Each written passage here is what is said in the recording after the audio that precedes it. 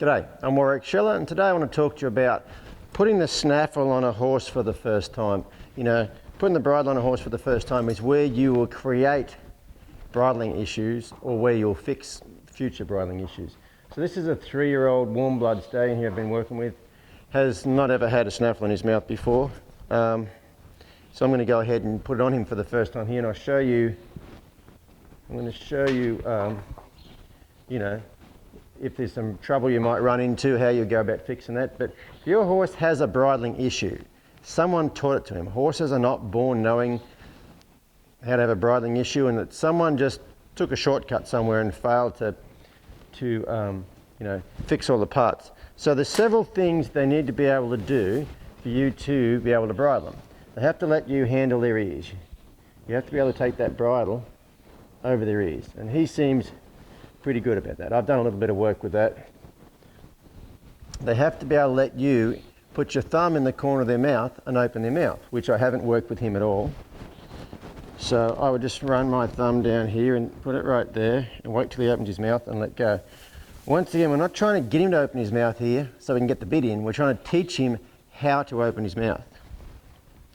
Just put my thumb in there, just wait till he opens his mouth. When he does, I'll take my thumb away. That all seems pretty good. So both those parts seem to be working quite well. Then I might just see if I could, you know, hold something over here and approach him from down here, because sometimes, see, there's a bit of a problem right there. So see, he's moving around. I'm going to wait till he stops moving around. Like right there, he started to come back towards me. I'll take that away. So I had an imitation bridle and no bit, and we ran into a little bit of problem right there. So I'm just going to put that up there. Put my hand in here. There we go. Because it's totally different putting your thumb in from the corner of his mouth like this. See, he's good about that. Than it is bringing your hand here and having this sitting in front and reaching up there. But that seems a lot better right there. So those parts are working. So now I'm going to attempt to see if I can teach him how to do this. What I'm not going to do is see if I can get on him. I'm going to see if I can teach him how to let me put it on. Then the putting it on will be easy. So can I do this bit? He doesn't get too uptight. Okay, well that seems good. Okay, so now I'm just going to put my hand under here and stick my thumb in the corner of his mouth. Let him open his mouth, and when his head dropped down right there, see his head started to go up slightly? Okay, even though his mouth was open, I could have jammed that bit in there like, yeah, I got it in. No, I want to teach him not to stick his head in the air. So I'm just going to put that right there. Now he opens his mouth and sticks his head up. I'm just going to wait, and when he lowers it down, I'll take it away for a split second. Put that in there. There we go, he lowers it, I'll let go. See, so that's the third time. The first 2 times he thought about sticking his head in the air, okay? Even though he opened his mouth, and that's where most people go wrong. The horse sticks his head in the air, but he opens his mouth, then you jam it in there, okay? Don't worry about jamming it in there, just worry about teaching them how to do this. So I'll just start here again. I'm going to put that in there, and he lowers it and opens his mouth. Oh, see, as it went to go in, he went to stick his head up. So I'm going to wait till it comes back down, and I'll take it back out again. Don't think that getting it in there is the thing you're trying to do. You're trying to teach him to accept it well. So he was all right with the opening part, like that. But when I went to pull that snaffle in, there we go. So see how low his head is and how easy that was? There you go. I can do, everything's lower than my head. Okay, so you can see less than 5 minutes ago, he could have been one that wanted to stick his head in the air if I went about it a different way.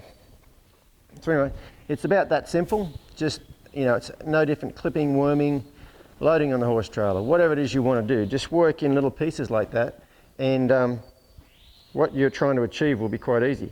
So what I'm going to do with him now, I'm just going to leave it on him, put him back in his stall and leave it on him, let him eat and drink with it for several hours. And I'll probably do that maybe a couple of times today and then a little bit tomorrow, but then I'll start working on doing something with it. When I first put this snaffle on, this one's a bit tight right now. When I first put this snaffle on, I like to have it really low in their mouth. People say, you know, their horses get their tongue over the bit and they have to tie their tongue up and do all sorts of crazy things. It's really simple. Usually, you know, the line of thought is, well, if the bit's too low, he can get his tongue over it. If it's a little bit low, he can get his tongue over it, yes. If it's a long way low, so what I like to do is I let it hang down there. If you can you know, it's hanging this far down from the corners of his mouth. And see, he's kind of got to play with it. He can put his tongue over it if he wants, but it feels annoying down there. And in order for him to have it feel comfortable, he's got to pick it up and hold it with his tongue. Okay, well, he can't stick his tongue over it and pick it up at the same time. So if you just let that hang down there, and he'll pick it up and hold it there and kind of hang on to it, they'll learn not to stick their tongue over the bit. But if you put a snaffle on them for the first time and really crank it up in the corners of their mouth, and they get their tongue over it, they almost can't get their tongue back over it because they can't drop it back down again. And the other thing is, when we start working this horse, a snaffle basically works off pressure on the corner of their mouth. If you put that snaffle in there and you pull it up really tight, so it's putting pressure on the corner of their mouth all the time, you're wearing out your brakes and your steering before you've ever done anything. It's just like this halter right here. You know, if you think about when we teach them lateral flexion, before I start teaching them lateral flexion, I make sure I haven't been just hanging onto this halter, because when we teach them lateral flexion, we want to be able to pick up that much and have them respond like that, you know. When this slack comes out of this halter right here, he's going to move his nose over there. Well, if you walk around and you're just pulling on that lead rope all the time, you're never ever going to teach them to flex laterally really softly, because you've worn it out before you've even started. So the same thing with this. I want that snaffle to hang way down in his mouth. Anyway, so I'll leave that on there for a little while, and then like I said, I'll do that a couple of times, and then I'll probably video the first time I do anything with him in a snaffle and show you exactly how that works.